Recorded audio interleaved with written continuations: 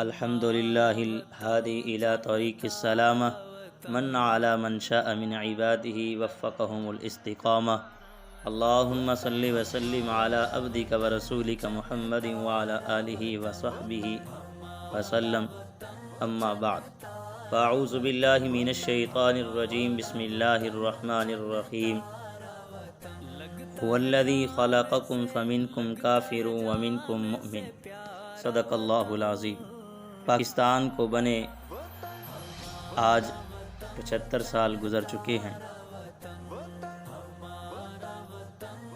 میری طرف سے تمام محب وطن اہلیان پاکستان کو یہ 75واں سال مبارک ہو۔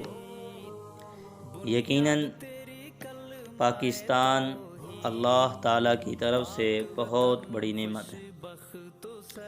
اس پر اللہ کا جتنا بھی شکر ادا کیا جائے کم ہے۔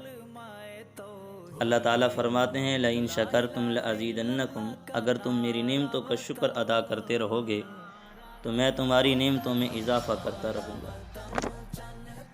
سب سے پہلے تو ہمیں اس ملک پاکستان کی آزادی پر اللہ کا شکر ادا کرنا چاہیے، لیکن بہت سارے دوستوں کی طرف سے یہ سوال کافی دنوں سے آ رہا تھا، اور یہ سوال کرتے ہیں کہ کیا آج 75 سال گزر چکے ہیں، ہماری معیشت، ہمارا ملک کا نظام، ہماری سیاست، بلکہ ہر چیز ہی کفر کے ہاتھ میں چلی گئی ہے، تو کیا پھر بھی ہم آزاد ہیں؟ یعنی ان کا کہنا یہ ہے کہ آج ہم غلام ہیں، آزاد نہیں ہیں، تو پھر کس طرح آپ یہ 75 سال بعد پاکستان کی آزادی کا نعرہ لگا رہے ہیں؟ اس کے لیے میں 2 جواب دوں گا۔ پہلا جواب تو یہ ہے کہ الحمدللہ ملک پاکستان میں اسلامی شعائر کی مکمل آزادی ہے، اور اس میں کوئی دوسری رائے نہیں ہے۔ اللہ کا شکر ہے کہ ہر مکاتب فکر کے لوگ اپنی اپنی عبادت گاہ میں عبادت کر رہے ہیں۔ اذان پر کوئی پابندی نہیں، مسجد میں اذان ہوتی ہے۔ کلمہ پڑھنے پر کوئی پابندی نہیں، ہر مسلمان آزادی سے کلمہ پڑھتا ہے۔ نماز پڑھنے پر کوئی پابندی نہیں، 5 وقت کی مسلمان نماز ادا کرتے ہیں۔ روزہ رکھنے پر کوئی پابندی نہیں، الحمدللہ سال میں 1 مرتبہ، اور بہت سارے اللہ والے تو ایام بیز کے روزے، سوموار اور جمعرات کا روزہ بھی رکھتے ہیں۔ زکوٰۃ پر کوئی پابندی نہیں، سال میں 1 مرتبہ مسلمان زکوٰۃ ادا کرتے ہیں۔ حج پر کوئی پابندی نہیں، الحمدللہ بہت سارے لوگ حج کے لیے بھی تشریف لے جاتے ہیں۔ غرض دیگر عبادات پر کوئی پابندی نہیں، اور ساری چیزیں، یہ ساری عبادتیں آزاد ہیں، مسلمان کے کرنے کے لیے ہیں، اور قرآن کی تلاوت پر بھی کوئی پابندی نہیں۔ مساجد آزاد ہیں، مدارس آزاد ہیں، خانقاہیں آزاد ہیں۔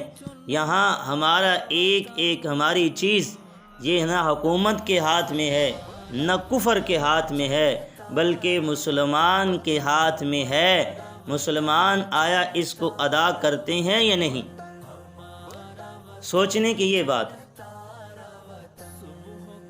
دوسرا جواب یہ ہے، اللہ تعالیٰ قرآن مجید میں فرماتے ہیں ان اللہ لا یغیر ما بقوم حتی یغیروا ما بانفسہم۔